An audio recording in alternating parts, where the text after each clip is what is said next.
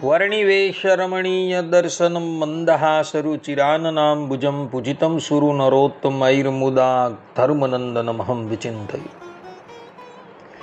અસતોમા ષડ્ગમય તમસોમા જ્યોતિર્ગમય મૃત્યુર્મા અમૃતમ ગમય. ઓમ શાંતિ શાંતિ શાંતિ. અસ્મદ્ગુરુ સમારંભામ નાથયામૂન મધ્યમામ લક્ષ્મી વલ્લભ પર્યંતામ વંદે ગુરુ પરંપરા.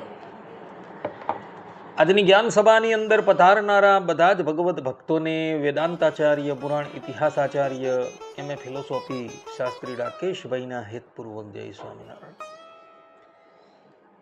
ભક્તો, આજની આ જ્ઞાન સભાની અંદર આપણે બધા કોનો ગુણ લેવો અને કોના અવગુણો ત્યાગ કરવા એ વિષય પર થોડી વાત શ્રવણ કરશું. તો બધા જ શ્રોતાગણો ધ્યાનપૂર્વક આ પ્રવચન શ્રવણ કરે અને એને આત્મસાત કરી લે.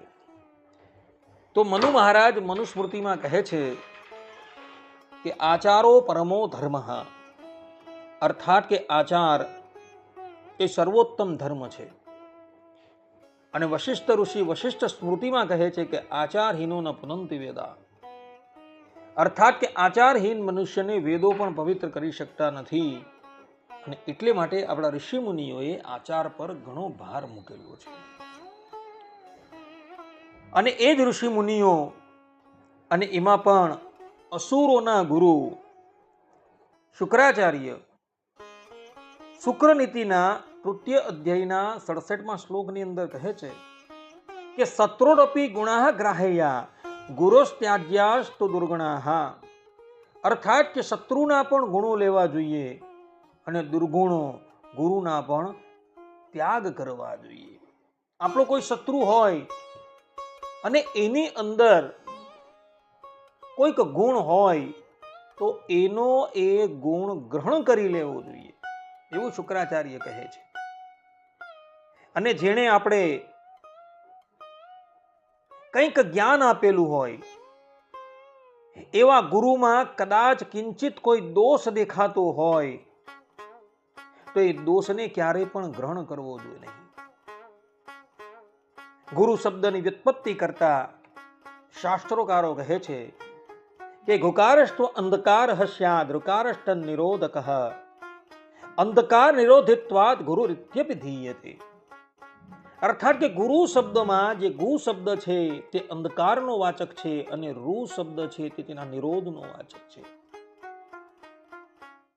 અંધકારનો નિરોધ કરી જ્ઞાન રૂપી પ્રકાશ આપતા હોવાથી એ ગુરુ નામથી કહેવાય છે. તો આવા ગુરુએ જે આપણે જ્ઞાન આપેલું હોય, આપણે મંત્ર દીક્ષા આપેલી હોય, આપણે સન્માર્ગની ઉપર આરૂઢ કરેલા હોય, આપણે જીવનની અંદર એમણે કંઈક બતાવેલું હોય જેથી આપણે ઉન્નતિના શિખર પર પહોંચતા હોઈએ છીએ, તો એવા ગુરુનો ક્યારેય પણ અવગુણ લેવો જોઈએ નહીં. કારણ કે ગુરુનો જો અવગુણ લેવામાં આવે તો મનુષ્ય પથભ્રષ્ટ થઈ જાય છે. કારણ કે ગુરુનો અવગુણ લેવાથી મનુષ્ય એમનો ત્યાગ કરી દે છે અને એનો ત્યાગ કરવાથી શિષ્યને પરમાર્થનો રસ્તો ખબર પડતો નથી.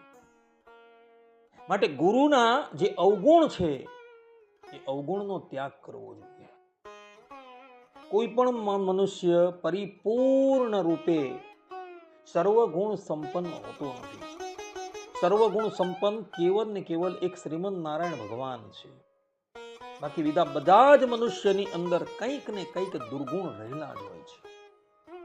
તો એ દુર્ગુણોનો ત્યાગ કરી મનુષ્યની અંદર ગુણ હોય એ ગુણ જ ગ્રહણ કરવા જોઈએ.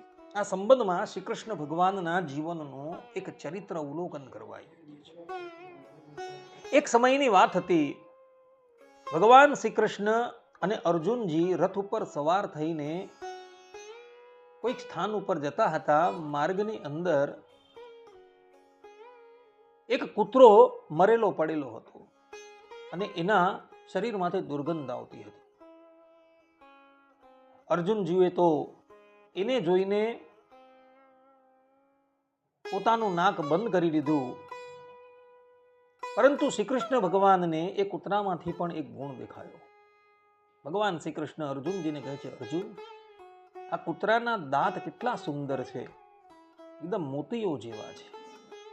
ભગવાન શ્રી કૃષ્ણએ એ કૂતરાની અંદર એ વાત ન જોઈ કે એની અંદરથી દુર્ગુણ આવે, એમાંથી દુર્ગંધ આવે છે, એ વાત ન જોઈ, પરંતુ એનો ગુણ ગ્રહણ કર્યો કે એના દાંત કેટલા સુંદર છે. આ પ્રમાણે ભક્તો, જેને ગુણ ગ્રહણ કરવાની ટેવ હોય ને, એ હંમેશા ઉન્નતિના માર્ગ ઉપર જ આગળ વધતો રહે છે.